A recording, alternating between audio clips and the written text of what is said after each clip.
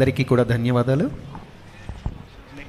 తర్వాత శ్రీ టీవీ అశోక్ కుమార్ గారు jury sweep coordinator టీబీఆర్కి వారిని ప్రసంగించవలసిందిగా కోరుతూ ఉన్నామండి.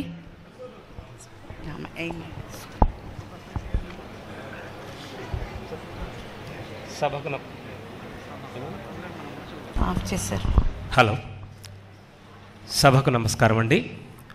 విచ్చేసినటువంటి అతిథులకు మరియు ప్రేక్షక దేవుళ్ళకు అందరికీ కూడా శుభ సాయంత్రం. Telugu book of records international 14వ వార్షికోత్సవం సందర్భంగా విచ్చేసిన మీ అందరికి కూడా శుభాభినందనలు తెలియజేస్తూ 2012వ సంవత్సరంలో ఈ తెలుగు బుక్ ఆఫ్ రికార్డ్స్ అనేటువంటిది ప్రపంచంలో ఉండేటువంటి తెలుగు ప్రజల కోసం, తెలుగు వాళ్ళ కోసం, వాళ్ళు చేస్తున్నటువంటి వివిధ రంగాల్లో వాళ్ళు చేస్తున్నటువంటి కృషిని గుర్తించి వాళ్ళకు ఒక రికార్డు రూపంలో ఇవ్వాలని తలంపుతో డాక్టర్ చింతపట్ల వెంకటాచారి గారు ఈ యొక్క సంస్థను స్థాపించడం జరిగింది. అదే క్రమంలో ఒక 12 వసంతాలు దాటి 14 వసంతాలు దాదాపుగా ఒక పుష్కర కాలం దాటిందని చెప్పొచ్చు. సో ఇలాంటి ఈ యొక్క తెలుగు బుక్ ఆఫ్ రికార్డ్స్లో ఇప్పటి వరకు దాదాపుగా ఒక 1200 మందికి పైగా వివిధ రంగాలలో సాహిత్య, సాంస్కృతిక, క్రీడా, సామాజిక రంగాల్లో విశేష కృషి చేసినటువంటి వాళ్ళ యొక్క రికార్డులను ఇందులో పొందుపరచడం జరిగింది. అంతేకాకుండా ఈ యొక్క తెలుగు బుక్ ఆఫ్ రికార్డ్స్కు చాలా పెద్ద వాళ్ళు రమణాచారి గారు కావచ్చు, తర్వాత ఇంకా పెద్ద వాళ్ళు దీనికి అడ్వైజర్స్గా ఉన్నారు. ఇది ఈ విధంగా కొనసాగుతూ ఉంది.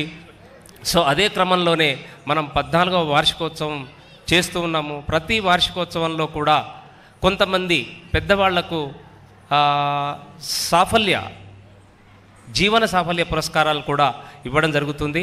అదే క్రమంలోనే కొంతమంది సామాజిక సేవకులకు కావచ్చు, సాంస్కృతిక, సాహిత్య, తర్వాత హాస్పిటల్ పరంగా అందరికీ అది వివిధ రంగాల్లో హెల్త్ క్యాంప్స్ నిర్వహించినటువంటి వాళ్ళకు కూడా మనము ఈ యొక్క అవార్డ్స్ ఇచ్చి వాళ్ళను గౌరవించుకుంటూ ఉన్నాం.